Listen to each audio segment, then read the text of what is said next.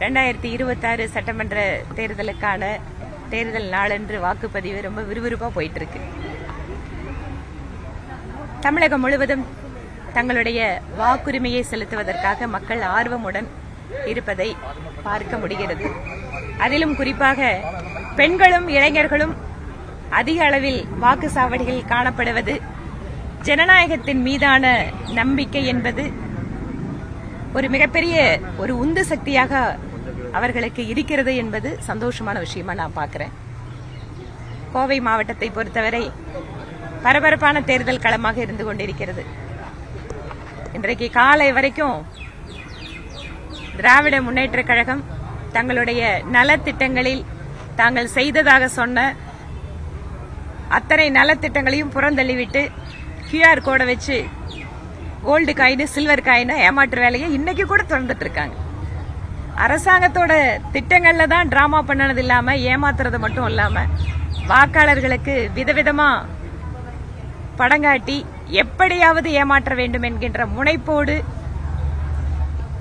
இங்கு அவர்கள் செயல்படுவதை பார்க்க முடிகிறது. ஆனாலும் கூட மக்கள் தெளிவாக இருக்கிறார்கள். ஆட்சி மாற்றம் தேவை என்பதில் மக்கள் உறுதியாக இருக்கிறார்கள். தமிழகம் கடந்த 5 ஆண்டுகளாக எப்படியெல்லாம் சீரழிக்கப்பட்டிருக்கிறது என்பதற்கு ஒவ்வொரு நாளும் நடக்கின்ற சட்டம் ஒழுங்கு பிரச்சனைகள், பெண்களுக்கு எதிரான குற்றங்கள், அடிப்படை வசதிகளுக்கு கூட மக்கள் போராடி பெற வேண்டிய நிலைமை, தங்களுடைய வாக்குறுதிகளை கொடுத்த வாக்குறுதிகளை நிறைவேற்றுவதற்காக ஒவ்வொரு தரப்பு மக்களும் மாநில அரசுக்கு எதிராக கடந்த 6 மாத காலமாக போராடி கொண்டிருக்கிறார்கள். இந்த போராட்ட களத்திற்கு விரைவில் நீதி கிடைக்கும், விடிவு கிடைக்கும். மே 4ஆம் தேதி தேசிய ஜனநாயக கூட்டணி அரசு அமைகின்ற பொழுது தமிழகத்தினுடைய வளர்ச்சிக்கு ஒரு புதிய அடிக்கல் நாட்டப்படும் என்பதில் எந்த விதமான சந்தேகமும் கிடையாது. தேர்தலை ரத்து செய்யணும்னு சொல்லிட்டு வேட்பாளர் அம்மன் அர்ஜுனன் ஒரு கோரிக்கை வச்சிருக்காரு, பெட்டிஷன் கொடுத்திருக்காரு. இன்னைக்கு அண்ணாமலையும் அவருடைய கோரிக்கையை ஏற்றுக்கிறேன் அப்படின்னு சொல்லியிருக்காங்க. இல்ல, தேசிய ஜனநாயக கூட்டணியில் இருக்கிற எல்லாருக்கும் அது ஒரு கருத்து தான். ஏனென்றால் எல்லா ஜனநாயக மாண்புகளையும் தூக்கி எறிந்துவிட்டு எந்த அளவிற்கு தேர்தல் கமிஷனோட கண்ணில் மண்ண தூவணுமோ அந்த அளவுக்கு தெற்கு தொகுதியில அராஜகம் நடந்துட்டே தான் இருக்குது. இது வரைக்கும் தொடர்ந்துட்டே தான் இருக்குது. அது மட்டும் இல்ல, கோவை மாவட்டத்தில் நீங்க எல்லாம் நிறைய தொகுதிகளில் பாக்குறீங்க, வெடிய நைட்டு 2 மணிக்கு மேல வீட்டை தட்டி ஒரு போலி டோக்கன், ஒரு QR கோடை போட்டு உங்களுக்கு கோல்டு காயின் கொடுக்குறோம், சில்வர் காயின் கொடுக்குறோம் கடைசி நிமிஷத்து வரைக்கும் ஏமாத்திட்டு இருக்காங்க. இந்த ஏமாற்று வேலைகளை தயவு செய்து மக்கள் புரிந்து கொள்ளுங்கள். 5 வருட காலம் உங்களை ஏமாற்றியது போதும். தேர்தல் அன்னைக்கு கூட கொண்டு உங்ககிட்ட அதை கொடுக்குறோம் இது கொடுக்குறோம் ஏமாத்திட்டு இருக்காங்க அப்படின்னு நீங்க முதல்ல புரிஞ்சுக்கோங்க. ஏனென்றால் கோயம்புத்தூர் கார்பரேஷன்ல இதே மாதிரி ஒரு டிராமாவை பண்ணாங்க, வெள்ளி கொலுசு. ஆனா இன்னைக்கு குப்பை எடுக்கல, ரோடு கிடையாது. மாநகராட்சி நிர்வாகம் முழுவதுமாக சீர்குலைந்திருக்கிறது. மின்சார கட்டண சொத்து வரி பல மடங்கு உயர்த்தினா கூட நம்மளுக்கு சரியான தரமான எந்தவித அடிப்படை வசதிகளும் கிடையாது. இதை மனதில் வைத்துக் கொண்டு வாக்காளர் பெருமக்கள், தமிழகத்தின் ஆட்சி மாற்றம் என்பது நிச்சயமாக வேண்டும். நம்முடைய பிரச்சனைகளை காது கொடுத்து கேட்பதற்கும் அவர்களுக்காக பேசுவதற்குமான தலைவர்களை தேர்ந்தெடுக்க வேண்டும் என்பது எங்களுடைய கோரிக்கை. நிச்சயம் மக்கள் அதை செய்வார்கள் என்கின்ற நம்பிக்கை எங்களுக்கு இருக்கிறது. கடந்த முறை போலவே கோவையில் 10க்கு 10 தேசிய ஜனநாயக கூட்டணிக்கு தான்.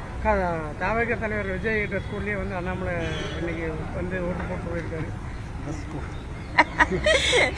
எந்த இடத்துல வாக்குச்சாவடி இருக்குதோ அங்கதாங்க ஓட்டு போட முடியும். விஜயோட ட்ரெஸ் கோட்னா எல்லாரும் நீங்க கூட தான் பாதி பேர் அந்த போடு போட்டுருக்கீங்க. அந்த கலர் ரொம்ப காமன் கலருங்க.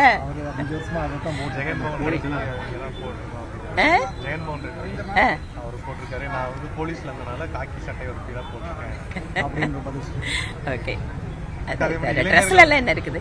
கடைசி நேரம் ஆயிடுச்சு. கடைசி நேரம்னா தேர்தல் இருந்துச்சு. இளைஞர்கள் இன்னும் வாக்கு போடாதவங்க, அவங்களுடைய முக்கியத்துவம் அவங்க என்ன பண்ணணும்? இல்ல, இளைஞர்கள் முதல்ல நம்ம நாட்டோட ஜனநாயகத்தோட பலத்தை தயவு செஞ்சு புரிஞ்சுக்கணும். ஏனென்றால் உங்களுடைய எதிர்காலம் என்பது அது மட்டும் இல்ல. இந்த நாடு விக்ஷித் பாரத்னு பிரதமர் சொல்ற மாதிரி வளர்ச்சியடைந்த நாடாக மாற வேண்டும் என்றால் இளைஞர்களுடைய சக்தியால் மட்டும்தான் முடியும்.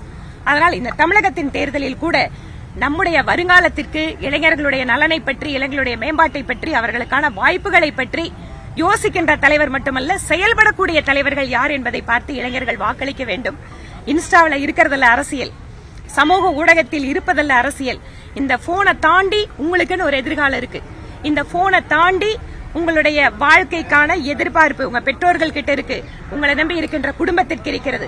அதனால் 2 மணி நேரம் பார்க்கின்ற சினிமா என்பது வேறு, உண்மையான அரசியல் என்பது வேறு. உங்களுக்காக உழைக்கின்ற, உங்களுக்காக செயல்படுகின்ற, உங்கள் வாழ்க்கையை முன்னேற்றுகின்ற தலைவர்கள் யார், கட்சி எது, ஆட்சி அமைக்கின்ற வாய்ப்பு இருக்கின்ற கட்சி எது என்று பார்த்து வாக்களிக்க வேண்டும்.